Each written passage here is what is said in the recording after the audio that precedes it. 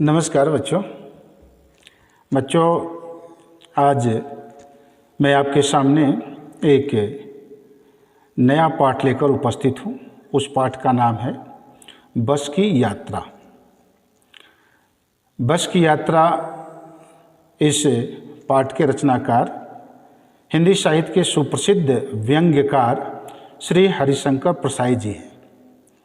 इस पाठ में श्री हरिशंकर प्रसाई जी बताते हैं कि वे एक बार अपने मित्र के साथ पन्ना, जो कि मध्य प्रदेश का एक सिटी है, शहर का नाम है, तो पन्ना के लिए संध्या समय, शाम के समय बस से प्रस्थान करते हैं।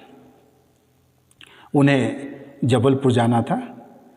वहाँ पर देखिए कि बस की स्थिति इतनी जर्जर होती है कि लेखक को अपने जो निर्धारित समय और निश्चित समय पर पन्ना पहुंचना था वह बिल्कुल असंभव हो जाता है।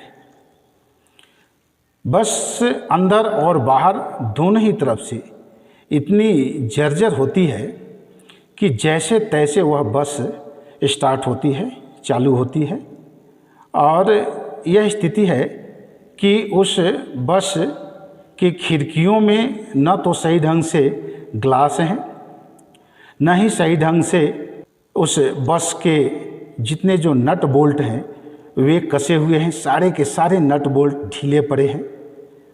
सीटों की यह स्थिति है कि उस पर बैठना जैसा लगता है कि किसी टॉर्चरिंग, कोई यातना से कम नहीं जान पड़ता है।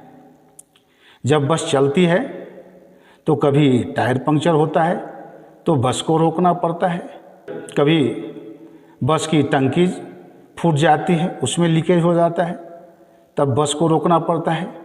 और तो और स्थिति यह हो गई कि रात्रि के अंधेरे में उस बस की हेडलाइट चली जाती है। अब ऐसी स्थिति में ज़रा सोचिए, अंधेरे में ही बस को धीरे धीरे जैसे तैसे आगे की ओर बढ़ाया जाता है।